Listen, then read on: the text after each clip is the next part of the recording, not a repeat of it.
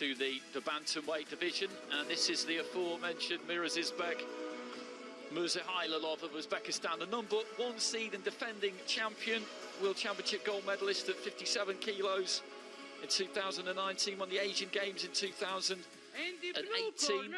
He's qualified for Tokyo later in the year, and that Olympic gold really is the only thing that he's missing. Enk-AMAR KHARKHUU of Mongolia, the #2 seed. So again, we've got #1 against #2 here. He picked up a bronze at the Asian Championships in 2019. Did box at Rio in the Olympics, but went out early on. Good to see Mongolian representation in the finals. They've got 3 boxers, and they always give great value. Always good to watch. Some experience in this one as well. There's nearly 500 amateur bouts between the pair of them. It is a cracker. No surprise that it's the #1 versus the #2 seeds.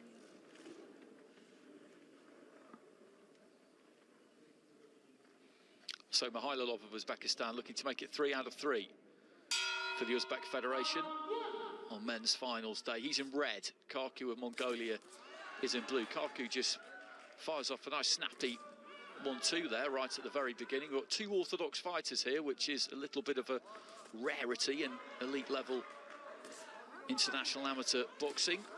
Looking for the right hand again there, KHARKHUU.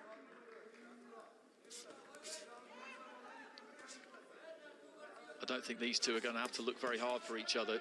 You looked at them from side on there, and they're just right on that borderline of range, in the pocket almost, really.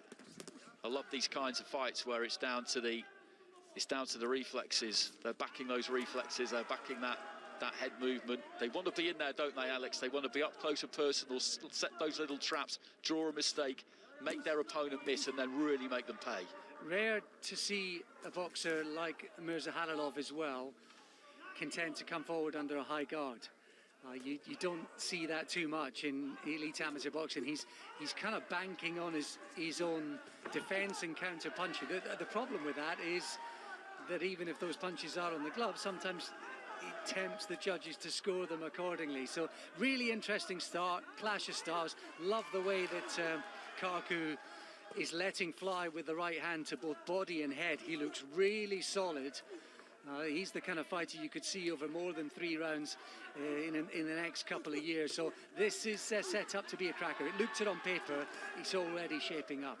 And that was a lovely uppercut there from KHARKHUU, and they're both really setting their feet when they punch here. They're putting plenty of power into these. A kind of right-hand lead there from KHARKHUU. When he gets that range, he just sinks those toes in and really lets that 1-2 go with some proper weight behind it. Dropped the gloves there, Mirzahalilov, and just pulled the weight back rather than use that high guard. That's a good point you made about the high guard, because coming in with it, you just can't see enough, basically. And he seems to have abandoned it maybe now towards the end of the round. Left hand there from KHARKHUU. Mirzahalilov just wading in a little bit clumsily there. Nice little left hand on the inside, though. The referee allowing them to fight up close, which is always good. And just as I say, he's abandoned it. He just shuffles straight in behind that high guard again. Great credit to Mirzahalilov, because it looked like early on that KHARKHUU was the stronger fighter, maybe the bigger puncher, and since then he's just got on the front foot and he's meeting fire with fire. It's a great attitude from him, really set up nicely. This both landing short right hands up close too. Those are solid shots as well. Good left hand on the inside there from Mirzahalilov. Closing few seconds of round 1, and again, that was a very, very entertaining round. A lot thrown in that round, and all of it with serious intentions as well. Love the way that KHARKHUU started that, Andy. The confidence. He's letting the right hand go, a couple of big right hands to the head, then he started to trade downstairs as well. And it was almost as if Mirzahalilov just said, right, okay, if that's what you're going to bring, I'm going to meet you in the middle and let's just see what happens. And in the end, he started pushing KHARKHUU back as that round progressed. Whether he was effective enough, whether some of the damage was done early on in terms of the scorecards for that first round, that's something that's open to debate. But there was a couple of great exchanges later on in the last 30 seconds. And that was one there where they both just landed those short right hands, and you could see both of them recoil just slightly. They were both moving forward onto the punches as each received it. So into the second round, Mongolia in blue, ENKH-AMAR KHARKHUU. Uzbekistan in red, defending champion MIRAZIZBEK MIRZAHALILOV, reigning world champion as well, reigning Asian Games champion, has got his place in Rio, the #1 seed against the #2 seed. So this is what the organisers expected when the competition started, and both of these two have done their part to get to the final, looking to try and land that left hand. That's good defence up close there. Good blocking from Mirzahalilov. Great head movement there from KHARKHUU. These two just displaying the two different ways that you can go about avoiding punishment. Little cheeky right to the body there from KHARKHUU. And again, Andy, the high guard's fine. He gets through with a short right hand there. You fancy where there's 6 rounds or more, the style of Mirzahalilov, it might pay dividends, but we're talking about scoring punches, as you say. That's the most important thing in this sprint distance. I think Mirzahalilov he's keeping his shape slightly better, but in all of that, he didn't land hardly any shots through the first minute of that contest, and it was KHARKHUU who was doing that, and it's KHARKHUU who's now on the front foot. Just trading to the body there. Nice right to the body there from Mirzahalilov. Got his head off the punching line as he threw it, just dipped to the left-hand side midway through round 2, and there's been a lot of leather thrown by these two. The tempo has been very, very fierce. It'll be interesting to see if either one of them maybe wilts in the second half of the fight. Big right hand there from Mirzahalilov, then a right comes back from KHARKHUU.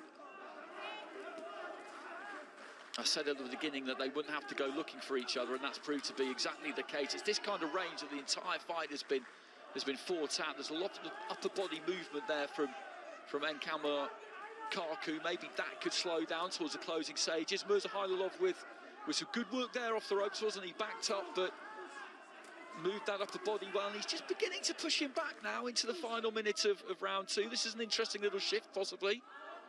These two are going to need a long soak in a bath later on. This is a hard, tough fight. These are two hard, tough men who are asking questions of each other, and neither want to be denied. This is fantastic stuff. This is a really good fight.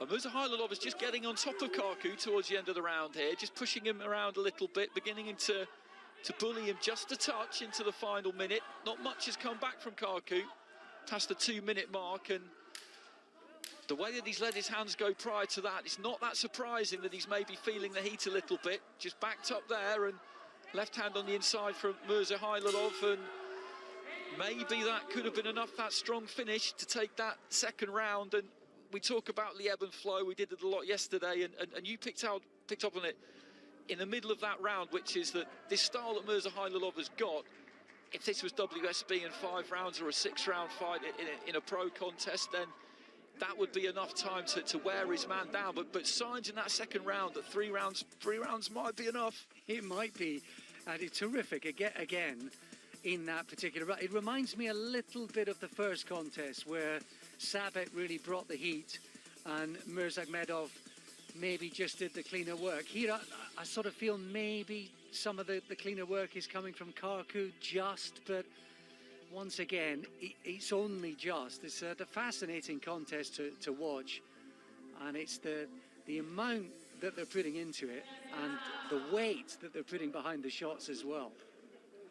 It's been absolutely terrific. Into the third and final round, we've had a brilliant start to men's finals day. We really have. It was always going to be fiercely competitive. The standard absolutely supersonic with the nations involved that we've got. Uzbekistan, Kazakhstan, India, Mongolia contributing these finals. A slip there according to the referee, so no knockdown, the gloves just being wiped off.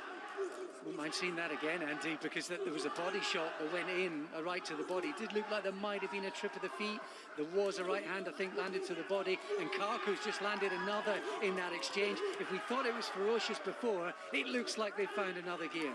Unbelievable stuff there. Right hand upstairs from KHARKHUU, who's really raised it at the start of this third round. I think he realised that he just let it drop big time towards the end of the second round, and he's come out here looking to try and really put his stamp on this third and final round, a bit like he did at the very beginning of the fight when he just took the centre of the ring and just let a heavy 1-2 go. So they both get a little bit of a break here, which they will not be displeased about at all. 52 seconds into round 3, and that has been an absolutely torrid start to this third and final round. And you get the sense the Mongolian, as I say, realised that he couldn't allow Mirzahalilov to pick up where he finished off at the end of that second round. And again, just trading on the inside there. Nice slip away to his left from Mirzahalilov. KHARKHUU getting up close, dipping the head a little bit low maybe. That's what the referee's saying. And then snaps out a nice jab. KHARKHUU's doing well this round. Another right hand. He's standing his ground, but I think, as you say, he's decided, KHARKHUU, that he really has to match Mirzahalilov. He has to match him in every way. He's standing his ground a bit more, but it's more the hand speed and the amount he's letting his hands go. That's the crucial difference here. And I think his defence is just slightly better than Mirzahalilov's as well. This is a really good response from KHARKHUU, and it's been a good first half of this final round for him. Nice body shot there, and you get a perfect look at the distance between the two, just leaning forward onto that front foot there. KHARKHUU trying to find the body with the right, the left hand. Mirzahalilov working his hands up close. Big left hand there from KHARKHUU, just caught the Uzbek standing a little bit tall. Right hand comes back there from Mirzahalilov. This has been an unbelievable fight to watch right from the very start. And it shows you how tough and strong Mirzahalilov is, Andy, that KHARKHUU wasn't able to do this in the second round. He's only maybe, as the pace has dropped, he's got his second win, maybe with the finishing line in sight. This extraordinary effort from the Mongolian fighter. And the important thing is, there's been quality with it. The right hand, which we saw in the first round, he's got back on that head and body. He's landed it numerous times. Really special response from him. Left to the body there from KHARKHUU. His upper body movement has been right back where it was in this third round. I did just wonder towards the end of the second whether he was beginning to wilt a little bit, but that minute between rounds was obviously enough for him to get that energy bar fully restored. Left hand there from KHARKHUU. Mirzahalilov, though, continues to work right up until the very end. There goes the bell at the end of the fight, and that was magnificent, absolutely magnificent, that final we've just seen there at a bantamweight between MIRAZIZBEK MIRZAHALILOV of Uzbekistan, the defending champion, world championship gold medalist, as well Asian Games champion. Some great credentials there from him, qualified for Tokyo, but ENKH-AMAR KHARKHUU of Mongolia, the number 2 seed, well, he brought it right from the off, and I think he might just about have done enough. That was terrific. Give them both the gold, I'd say. Split it, but that was fantastic. That's as good as it gets. Whets the appetite for Tokyo. The winner by split decision in the blue corner, representing Mongolia. KHARKHUU gets it, Andy. I'm not going to argue with that. The effort he put in that third and final round was why you and I love the sport, and why we just shake our heads and wonder what these young men and women are able to produce time and time again. Just otherworldly stuff there from KHARKHUU, and from both of them. 100%. 5 scores of 29-28. It flashed up pretty quick, but I think 4 of them were in favour of KHARKHUU. 1 for Mirzahalilov. He looked pretty fuming, actually, when the decision was announced. But the way we saw it, it was 1 apiece heading into that third and final round, and KHARKHUU just took it to another level to take that gold medal. Some photos down at ringside. He is Asian champion 2021, but we've had 3 very good fights already, but that was the pick of the bunch so far. It was absolutely elite. whatever way you chose to look at it, really. And the signs for it were very good right from the first 10 seconds, weren't they? Where they just took centering in front of each other, and as you say, KHARKHUU set his stall out, and Mirzahalilov, rather than back off, thought, okay, fine, I'll have some of that. Let's see what happens at the end of 9 minutes of this. Yeah, I thought KHARKHUU took the first. I thought Mirzahalilov came back in the second, and I thought it was a special effort to raise the game once again in the third from KHARKHUU. That's exactly how I would have had it, 29-28. I can understand why Mirzahalilov would be disappointed, because when you've given that much of yourself, when you have drained the batteries and the tank in the way that he did, no surprise that you'd be disappointed.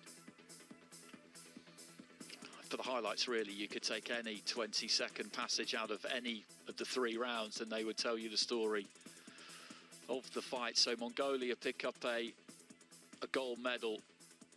So that's 1 on the board for them. Uzbekistan